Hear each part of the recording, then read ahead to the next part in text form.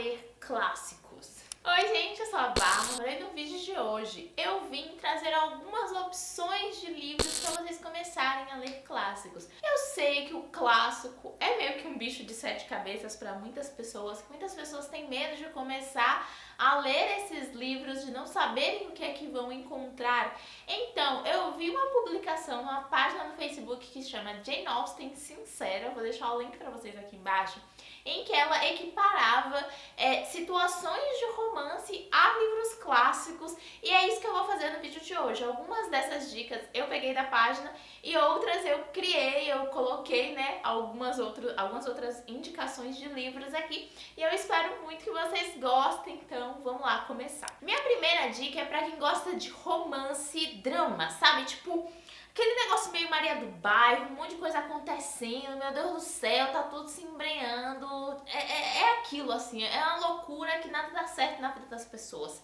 Eu tenho duas indicações de livro pra quem tá nessa pegada. O primeiro é Jane Eyre, da Charlotte Brontë, porque, gente do céu, a vida dessa mulher é um negócio de louco, assim. Nada dá certo, ela vai tentando diversas formas, né, pra, enfim, ter uma vida tranquila, só que parece que tem uma nuvem negra em cima dela o tempo inteiro. E a gente vai vendo a história de vida dela, né, é muito do crescimento dela, de como é que ela vai lidar com todas essas situações que vão acontecendo. A narrativa das irmãs Brontë é uma narrativa um pouco menos fluida do que Jane Austen, por exemplo, sabe? Elas são mais encrespadas na forma de escrever. Então eu sugiro que não seja uma leitura que você queira fazer muito rápido, que seja um livro que você vai intercalando entre outras leituras. Ao mesmo tempo em que é um pouco complicado fazer isso, porque elas têm uma forma muito instigante de contar as histórias. Então a gente vai querendo ler mais, ler mais, ler mais e descobrir o que é que vai acontecer a partir dali. Mas se você curte drama e novela mexicana, você vai gostar muito desse aqui. E um outro que você vai gostar muito também é Madame Bovary. E esse livro é muito legal porque a gente tem uma personagem que ela se casa com um cara porque a intenção dela era ter uma vida de luxo, uma vida tranquila, só que ela descobre que o buraco é um pouquinho mais embaixo, que o cara não é tão rico quanto ela estava esperando. E ela começa a acumular dívidas em nome dela, e quando chega num ponto em que o negócio está muito grande, aí ela se envolve com uma pessoa que ela não deveria se envolver. Enfim, ela vai criando várias estratégias para benefício próprio e ela vai se enredando ali em situações muito complicadas, dignas de novela mexicana mesmo. E eu gosto muito dessa história. Eu acho que também é uma leitura que, ao mesmo tempo em que ela é um pouco mais lenta, por conta da narrativa do autor, ela também é uma leitura que você quer muito desbravar e chegar no final, porque tem todo um mistério, tem todo aquilo do que vai acontecer com ela, até onde isso vai dar, quando é que o marido dela vai descobrir as coisas, e enfim, a gente vai lendo, buscando essas respostas, e isso faz com que a leitura seja muito fluida. O legal também é que esses dois livros foram adaptados para o cinema e você consegue depois assistir aos filmes, e é muito interessante também depois assistir aos filmes e equipará-los com os livros. Já se você aí curte uma boa história de vingança, sabe? Tipo, esse prato cheio, tenho duas dicas pra você. O primeiro é A Senhora de José de Alencar. E nesse livro a gente vai conhecer a história de uma mulher que ela se apaixona por um cara e ele se apaixona por ela, só que ele não se casa com ela porque ela é muito pobre. E ele quer uma pessoa da mesma ali, classe social que ele, enfim, né? Ele quer ascender na vida. E aí ela ganha uma fortuna, uma herança, ela fica muito rica. E ela contrata uma pessoa para encontrar um marido para ela. E ela quer que esse marido seja esse cara. Então, ela faz a pessoa que ela contratou, né, convencer esse cara a se casar com ela sem saber que ela é ela. E aí, quando ela se casa com ele, ela meio que começa um plano de vingança pra falar pra ele, tipo, só quero que você seja meu marido de aparências, eu não quero ter nenhuma relação com você, eu não quero nada com você, você só vai ser meu marido, tipo, no papel, e é isso aí. E aí ela cria um plano de vingança pra que em convivência com ele meio que, ele coma o pão que o diabo amassou, sabe? Porque ele ainda é loucamente apaixonado por ela e eles tinham ali a chance de viver esse amor, só que a vingança dela faz com que isso não seja possível. E ainda dentro dessa questão toda de vingança tem tem O Conde de Monte Cristo, do Alexandre Dumas, e esse daqui é um tijolo, gente, ele é muito grosso. E nesse livro aqui a gente vai conhecer um protagonista que ele era muito invejado por um outro personagem porque ele tinha uma mulher belíssima e o cara odiava isso, assim. E aí o cara cria toda uma situação para que ele seja preso. Então ele é preso, passa anos na cadeia e durante esse tempo ele começa a descrer em Deus. Então ele começa a não acreditar na existência de Deus, ele começa a questionar muito as coisas que ele fez na vida e se o fato dele ter sido uma pessoa boa, por que ele tá ali, enfim, muitas situações, até que quase no fim da sentença dele, ele vai conhecer um padre. E aí ele vai conversar muito com esse padre, e esse padre vai, abrir muito a cabeça dele para situações ali, e ele sai da cadeia. Só que ele não sai da cadeia pleno e, meu Deus do céu, não passei nada aqui. Ele sai querendo vingança e ele vai atrás dessa vingança. Então, o Conde de Monte Cristo vai narrar essa história. Esse daqui vai ser um pouquinho mais complicado de ler, porque ele é bem maior, bem mais grosso, então vai ser um livro que é muito bom ler em detalhe, em pedaços, sabe? Tem algumas booktubers que já fizeram projeto de leitura de O Conde de Monte Cristo, vale a pena vocês darem uma buscada, né, darem uma olhada nesses livros, nesses vídeos, para vocês conseguirem separar bastante a leitura e fazer ela aí ao longo de um tempo determinado. O Ellison falou que a adaptação tem o Henry Cavill, então talvez, né? Vale a pena. Leiam para assistir a adaptação. A próxima dica é para quem gosta de Paixão Doentia. Péssimo tema, né? Mas todos nós gostamos daquele amor louco, não matando ninguém. E aí a minha indicação é O Morro dos Ventos Uivantes, da Emily Brontë. É essa pegada da paixão doentia, né? A gente tem um casal protagonista que de fato vive um relacionamento muito aquém da situação, e enfim, é um relacionamento até que a gente como leitor não sabe muito bem o desenvolvimento, e eu não quero dar spoilers, então é muito interessante você ler e se questionar sobre o que está acontecendo nesse livro, porque a gente fica, meu Deus, mas cadê ele? O que está acontecendo aqui? Onde é que tá? Eu tô perdida. Então, quando eu li a primeira vez Morro dos Ventos Uivantes, eu fiquei perdidaça na história, inclusive é um livro que eu quero muito reler, só que falei da Charlotte Brontë, né, com Jane Eyre, e a Emily Brontë também tem uma narrativa muito, muito, muito encasquetada, gente. É um livro muito demorado de ler, porque a gente fica muito confuso sobre o que está acontecendo com os personagens, sobre o que são esses personagens, e o interessante é que os personagens, eles não são cativantes nesse livro aqui. Então você não sente nada por eles, além de vontade de ralar a cara no asfalto quente. E aí você fica, mano, de novo essa menina tá fazendo isso, que merda, velho. Faz uma coisa direito, sabe? Enquanto você tá lendo, você fica, tipo, julgando muito eles. E esse fato de que você não consegue se identificar com a personalidade dos personagens, porque o relacionamento de fato é muito doentio, faz com que a leitura seja um pouco mais arrastada. Mas ainda assim é um livro que te abre para muitos precedentes, que abre muitas questões interessantes, tanto dentro da sociedade quanto com relação à forma como nos relacionamos com outras pessoas, em especial relacionamentos amorosos. Então, pra quem curte essas coisas meio loucas, espero que vocês curtam isso para análises psicológicas.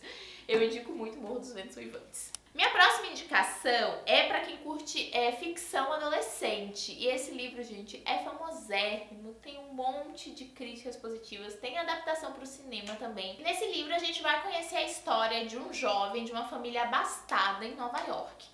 E ele vive no internato, só que ele foi péssimo no colégio naquele ano, então ele tá voltando pra casa um pouco adiantado pras férias e tendo que dar essa bomba, né, essa notícia de que as notas dele foram muito erradas para os pais.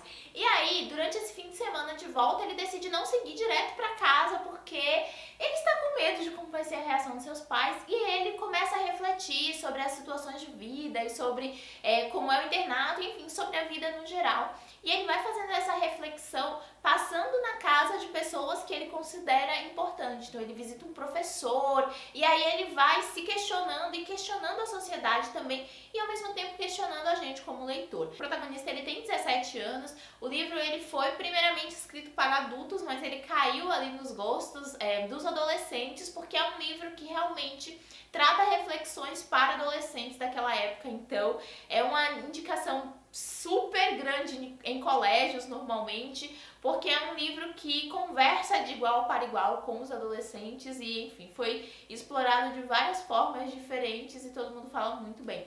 A narrativa do autor é conhecida por ser fluida, apesar de ser um livro muito reflexivo, é um livro que você quer terminar logo porque você quer entender o que está acontecendo na trama, e ele também não floreia muito nas palavras, sabe? Não é um livro tão antigo, então é um clássico mais moderno, mas que ainda assim traz as grandes reflexões que os clássicos prometem trazer. A próxima indicação é para quem curte histórias de sertão, sabe? O Rei do Gado. E um livro clássico para quem curte esse tipo de narrativa é Grande Sertão Veredas. Eu li esse livro na faculdade, mas gente, esse livro ele é muito louco, porque ele não segue uma narrativa linear. Eu, inclusive, assisti uma peça no passado com meu namorado e ele nunca tinha lido, nunca tinha tido contato com o Grande Sertão. E ele ficou perdido no asfalto, assim, a gente saiu da peça e ele ficava assim, mas o que foi que aconteceu ali? E a gente vai conhecer a trajetória de vida de um jagunço do sertão, que é um rapaz, o Riobaldo. E ele tem aí um relacionamento com outro jagunço do sertão que vai além da amizade. Mas a gente não sabe muito bem se é um relacionamento afetivo, o que é que eles dois vivem. E além disso, a gente tem uma outra narrativa que é acerca de um pacto que ele fez com o demônio. Só que ele não sabe se esse pacto se concretizou de fato, porque o demônio nunca apareceu para falar que o pacto estava concretizado. Então, ele está um pouco confuso com relação a isso aí. E além disso, ele não sabe muito bem se esse pacto foi feito com o demônio, se o demônio existe, ele começa a duvidar da existência de Deus e aí ele começa a pensar nos orixás, enfim. Tem toda uma questão religiosa que é tratada nesse livro aqui, mas além disso tem toda a busca dele por respostas, então a gente acompanha uma grande parte da vida dele em um período em que o sertão estava em guerra. Então é mais ou menos ali por volta daquelas épocas de Lampião e Maria Bonita, sabe? De todas aquelas guerras que existiam no sertão que essa história vai ser narrada. Como tem esse interlúdio, é um romance futurista quase, sabe? Ele é um romance moderno, na verdade ele é catalogado como um romance modernista. Então o autor ele cria uma narrativa muito diferente, porque a gente tem essa ideia de não seguir uma linha contínua do tempo, então algumas horas a gente está no passado, outras horas a gente está no futuro, o que deixa a gente como leitor um pouco confuso. Então é um livro que você precisa prestar bastante atenção aos detalhes e não se apegar muito aos capítulos e a forma como esses capítulos estão sendo contados, sabe? Só tentar vivenciar as experiências que o protagonista está vivendo, porque isso faz com que você se sinta mais dentro da trama. E no geral, a forma como ele escreve tem muito do diálogo nordestino e sertanejo em especial, mais sertanejo do que nordestino. Tem muito desse diálogo e tem muito da forma como eles falavam. É uma leitura interessante, também não é um livro que você vai ler muito rápido, e por ter esse interlúdio, né, dessas questões da linha linear ser completamente diferente, você também não vai ficar naquela curiosidade instigada para descobrir como é que vai acontecer, porque você vai tendo ali muitos detalhes. Enfim, ele é um livro que você vai lendo um pouco mais devagar, ele não vai ser uma leitura que você vai fazer em um mês, eu acho. Já se você aí gosta de uns livros com umas pegadas mais malucas, sabe, umas coisas meio que você não entende, eu tenho duas indicações para você. A primeira é Alice no País das Maravilhas, porque ela mergulha na toca do coelho e ela começa a viver experiências completamente bizarras, umas coisas que você não entende nada do que está acontecendo ali, de que você fica se questionando se ela está vivendo um sonho, enfim, o que é que o autor pensou quando estava construindo aquela narrativa. E eu tenho até duas indicações de livros que foram relançados pela Arcside esses dias, são essas duas versões de Alice, porque eles estão com uma narrativa mais atual, a forma como a história está sendo contada é mais atual, então eu acho que facilita um pouco a leitura também e a compreensão, e especialmente se você for ler para crianças. E um outro livro que também tem essa áurea um pouco bizarra é A Morte e a Morte de Quincas Berros d'Água, do Jorge Amado, em que a gente vai conhecer o Quincas Berros d'Água que morreu. E aí, na noite da morte dele, os amigos dele levam ele no ombro para viver. Então, levam ele num bar, levam ele em lugares muito alternativos. E você fica meio confuso sobre, será que ele tá morto mesmo? O que tá acontecendo aqui? Mas como é que ele foi? Tipo, é um livro que te dá bugada mental, e eu acho isso muito interessante. Então, esses dois livros são livros assim que você vai lendo e duvidando do que você tá lendo, sabe? E a próxima dica é se você curte um relacionamento gato e rato, aquele casal que se ama e se odeia. Orgulho e Preconceito de Jane Austen, né, gente? Como não indicar esta maravilha aqui? A gente tem um protagonista que ele é um cara riquíssimo e que ele vai acompanhar o melhor amigo dele que acabou de comprar ali, ou alugar, não me recordo, mas enfim, uma propriedade em uma pequena cidade. E essa propriedade é bem próxima à propriedade de um casal que tem 5 filhas, todas solteiras. Então a mãe, ela tá desesperada pra casar essas meninas. E aí, o melhor amigo do nosso protagonista, no caso, o Mr. Bling, que é o melhor Mr. Bing, que é o melhor amigo do Darcy, ele acaba se apaixonando pela Jane, que é a filha mais velha, enquanto o Darcy acaba se envolvendo emocionalmente com a Elizabeth, que é a segunda filha mais velha.